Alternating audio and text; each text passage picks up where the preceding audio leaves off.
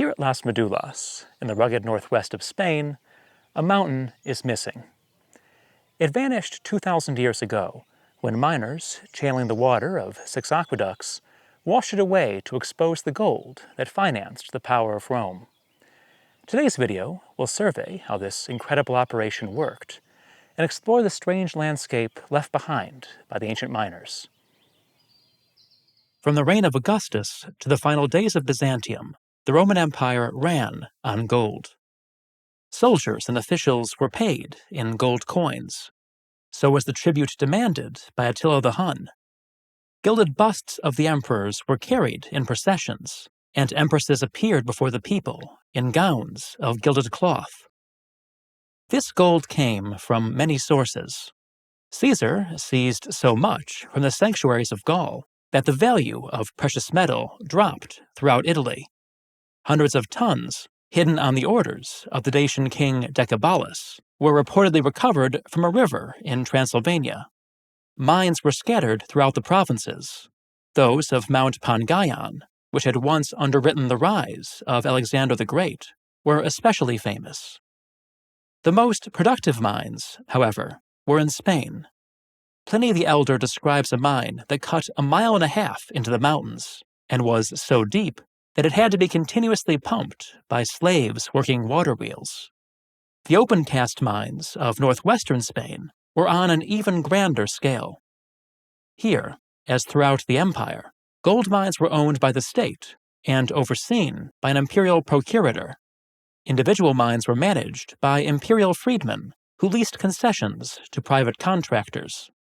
Although these contractors employed both slave and free workers, the most dangerous work was always done by condemned prisoners. There was plenty of dangerous work at Las Médulas, the most spectacular of Roman Spain's gold mines. The site began to be exploited early in the 1st century AD, not long after Augustus added the surrounding region to the empire. Over the next 150 years, a workforce that may have sometimes swelled to 20,000 men transformed what had been a nondescript valley into a moonscape. The gold of Las Médulas was embedded in layers of sand and clay that had eroded from the Sumiedo Mountains. Only some strata contained gold, and these were buried beneath up to 100 meters of sterile sediment. Where the gold-bearing strata were close to the surface, water was funneled through networks of converging trenches and into a central channel where miners strained suspended gold flakes from the stream, a process analogous to the hydraulic mining used to such devastating effect in the later stages of the California gold rush. Where the gold was deeper, the Romans resorted to the method that Pliny described as Ruina montium, the ruin of mountains. More on that after the break. Like many history enthusiasts, I spent years trying to find shirts that matched my passion. Not toga silhouettes from a gift shop or some misquotation of Cicero. I wanted something with real thought behind it. Today's sponsor, Echoes of Antiquity, provides exactly that. With more than 1,000 designs ranging over antiquity, the medieval world, and literary culture, Echoes of Antiquity has a shirt for just about anything you are likely to be reading about. Each design is built around a specific reference. This one, for example, shows the Morton Salt Girl, with Cato the Elder's famous warning, "Carthage must be destroyed," a fun allusion to the proverbial salting of Carthage. Follow the link in the description and find a shirt that suits your interests. Save 20% with the code Toldenstone20. Returning to our topic. What Pliny called Ruina montium is now known as hushing. A network of galleries was cut into the sediment covering the gold-bearing strata. The work, Pliny tells us, could take months. When the miners encountered masses of rock too hard for their picks, they cracked the stones with fires, or 150-pound weights. Once the tunnels were finished, they were flooded.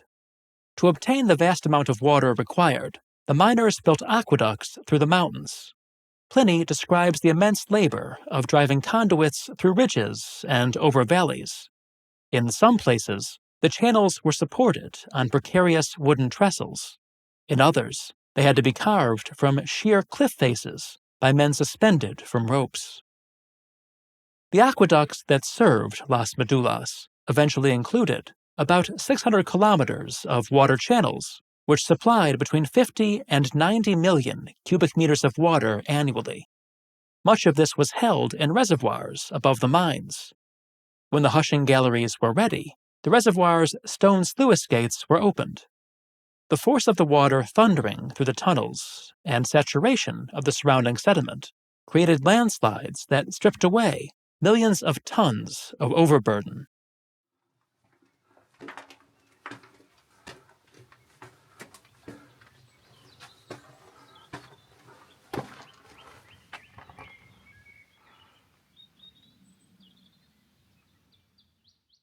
The miners at Las Médulas used the Ruina montium technique again and again, creating a caldera that covered more than 10 square kilometers, by far the largest open-cast mine in the Roman Empire.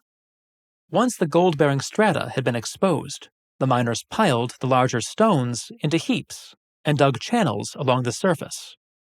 They lined the bottoms of the channels with gorse branches, then played streams of aqueduct water over the slopes.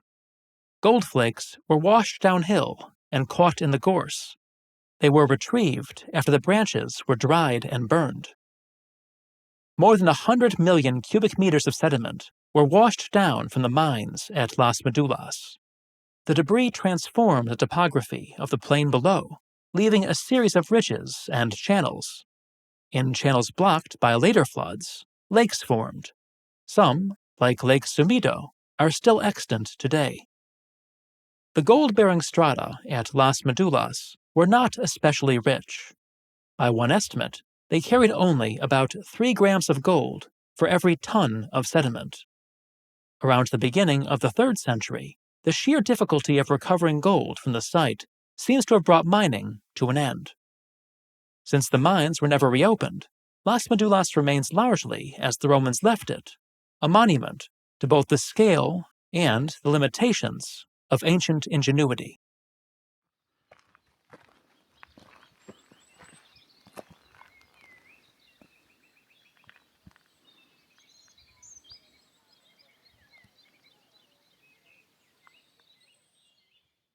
To see more monuments of ancient ingenuity, join me next spring in Tunisia, where we'll be exploring the ruins of Carthage, Duga, and many other fascinating sites.